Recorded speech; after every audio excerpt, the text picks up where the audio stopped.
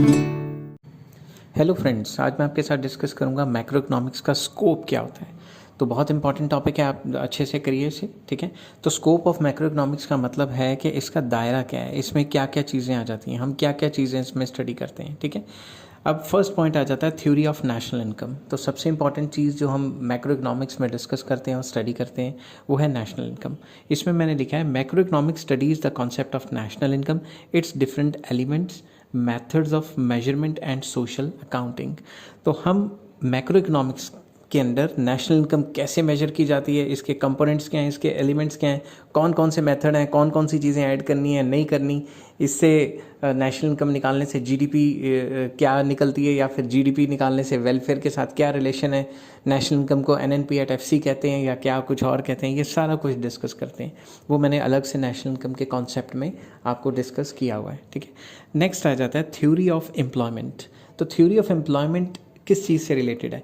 Macro economics also studies the problems relating to the employment and unemployment. तो theory of employment हमें बताती है full employment कब होता है, अंडर एम्प्लॉयमेंट कब होता है, ओवर फुल एम्प्लॉयमेंट कब होता है। तो मैक्रो इकोनॉमिक्स की स्टडी करके ही हमें ये सारी चीज़ों का पता लगता है। It studies different factors determining the level of employment. Macro economics में डिफरेंट फैक्टर्स की स्टडी की जाती है जो एम्प्लॉयमेंट के लेवल को डिटर्मिन करते हैं, असर डालते हैं। दैट इज़ इफेक्टिव डिमांड या aggregate demand, aggregate supply, aggregate consumption, aggregate investment, aggregate savings etcetera. तो इतने सारे फैक्टर्स हैं जो हमारे लेवल ऑफ एम्प्लॉयमेंट को असर डालते हैं, किसी भी कंट्री के लेवल ऑफ एम्प्लॉयमेंट को असर डालते हैं। उन सारे फैक्टर्स की स्टडी मैक्रो इकोनॉमिक्स में की जाती है। थर्ड पॉइंट आ जाता है थ्योरी ऑफ मनी। इसके अंदर मैक्रो इकोनॉमिक्स क्या डिस्कस करता है? Changes in demand and supply of money have considerable bearing on the level of employment. जो मनी की डिमांड है और मनी की सप्लाई है, इससे भी इकोनॉमी में बड़े चेंजेस आते हैं, ठीक है। मनी की क्वांटिटी डिमांडेड एंड मनी की क्वांटिटी सप्लाइड, इससे बहुत फ़र्क पड़ता है, और ये भी हमारे मैक्रो इकोनॉमिक्स में कितनी एम्प्लॉयमेंट एंड आउटपुट होगी इसको डिटर्मिन करती है। Macro economics studies the functioning of money and theories related to it. Macro economics हमें बताते हैं कि मनी के फंक्शंस क्या हैं, जो मैंने मनी के पूरे चैप्टर में डिस्कस किए हुए हैं, इसी प्लेलिस्ट में पढ़िए। तो मनी के क्या क्या फंक्शंस हैं, इसकी थ्योरीज ऑफ मनी क्या है, जैसे ट्रांजैक्शन अप्रोच है, कैश बैलेंस अप्रोच है, और क्वांटिटी थ्योरीज ऑफ मनी है, फ्रीडमैन की theory of money, demand for money है। डिफरेंट थ्योरीज डिस्कस करते हैं हम मैक्रो इकोनॉमिक्स के under. Banking system and other financial institutions are also studied. Money के रिलेटेड जितने भी इंस्टीट्यूशंस हैं उन सब की स्टडी की जाती है। नेक्स्ट आ जाता है theory of general price level. इसके अंदर determination of changes in the general price level are core issues in macro economics.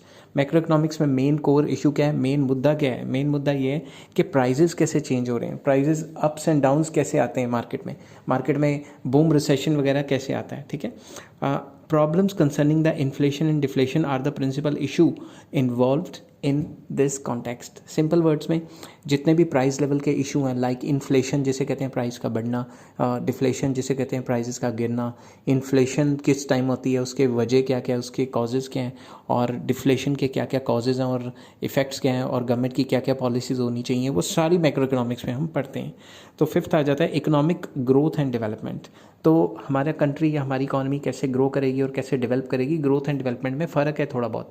वो जब मैं डेवलपमेंट इकोनॉमिक्स के प्लेलिस्ट बनाऊंगा तो उसमें बताऊंगा कि ग्रोथ क्वांटिटेटिव होती है, डेवलपमेंट क्वांटिटी प्लस क्वालिटी, मतलब स्टैंडर्ड ऑफ लिविंग और पॉवर्टी वगैरह कम होनी चाहिए, स्टैंडर्ड ऑफ लिविंग बढ़ना चाहिए, अनएम्प्लॉयमेंट कम होनी चाहिए, वो डेवलपमेंट के साइन है, ठीक है।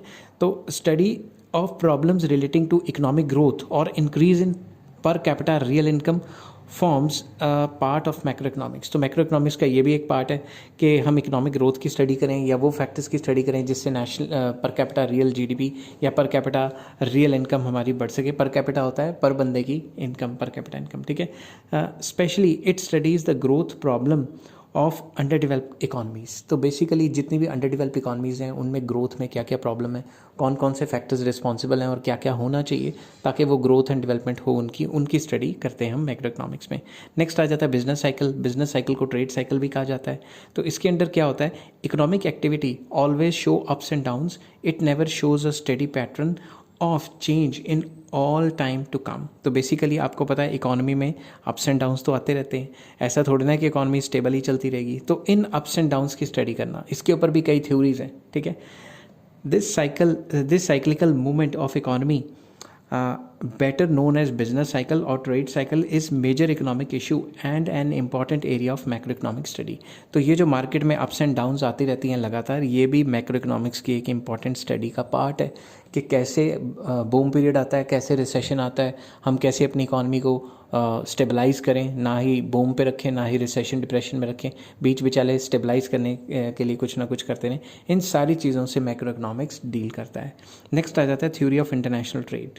इसके अंदर हम डिस्कस करते हैं कि मैक्रोइकोनॉमिक स्टडीज़ ट्रेड्स अमंग या trade between different countries, theory of international trade, tariff protection etcetera are the subject of great significance in macroeconomics. तो मैक्रोइकोनॉमिक्स में हम स्टडी करते हैं कि जो ट्रेड्स होते हैं बिटवीन नेशंस वो कैसे होते हैं, बैलेंस ऑफ पेमेंट वगैरह क्या होता है, और टैक्सेस कितने लगते हैं, क्या टैरिफ्स होते हैं, इंपोर्ट रेस्ट्रिक्शंस क्या हैं, ये सारी की सारी मैक्रोइकोनॉमिक्स का पार्ट है। इसमें इंटरनेशनल इकोनॉमिक्स का भी काफ़ी पार्ट मैक्रोइकोनॉमिक्स में आ जाता है। नेक्स्ट आ जाता है budgetary deficit and policy, fiscal policy. तो ये भी काफ़ी इंपॉर्टेंट पार्ट है मैक्रोइकोनॉमिक्स का। इसके अंदर क्या होता है, in the wake of privatisation and globalisation of the world economies, budgetary deficit and related fiscal policies has emerged as central issue of macroeconomics। आपको पता है जैसे जैसे प्राइवेटाइजेशन फैल रही है और ग्लोबलाइजेशन भी फैल रही है और वेलफेयर स्टेट्स भी लगातार फैल रही हैं, क्योंकि वेलफेयर सरकार तो चाहती है ना ज़्यादा से ज़्यादा वेलफेयर अपने सिटीजन्स को देना। तो वैसे ही जितने भी गवर्नमेंट्स हैं कंट्रीज़ की, उनको बजट बनाने पड़ते हैं। बजट में डेफिसिट मतलब नुकसान होता है। नुकसान तब होता है जब उनका खर्चा ज़्यादा और आमदनी कम है, ठीक है। तो फिस्कल पॉलिसी क्या होती है, fiscal policy deals with the public expenditure and public revenue, कि गवर्नमेंट को कितना खर्चा करना चाहिए। जब इकॉनमी गिरी हुई है, रिसेशन में है, डिप्रेशन में है, तो गवर्नमेंट को ज़्यादा खर्चा करना चाहिए। जब इकॉनमी में बूम पीरियड चल रहा है तो मार्केट में ऑलरेडी पैसा इतना है तो गवर्नमेंट को खर्चा कम करना चाहिए और टैक्सेस वगैरह लगाने चाहिए। तो क्या क्या करना चाहिए, क्या क्या नहीं करना चाहिए, वो सारा का सारा हम इस पार्ट में हम पढ़ते हैं बजट के चैप्टर में, ठीक है। नेक्स्ट आ जाता है interest rate and monetary policy. तो interest rate and monetary policy भी बहुत इंपॉर्टेंट पार्ट है मैक्रोइकोनॉमिक्स का। Monetary policy involves monetary measures by the government in terms of changing rate of interest या interest rate with a view to stimulate the economic growth and stability.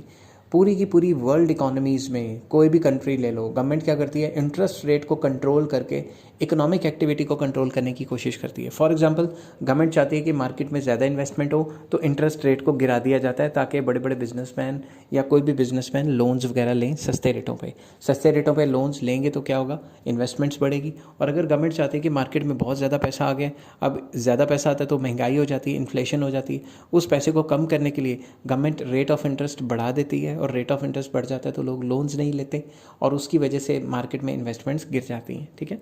It is also an important area of the study of macroeconomics. ये भी macroeconomics का बहुत important part है कि interest rate को through monetary policy या through central banks government कैसे control करती है, ठीक है।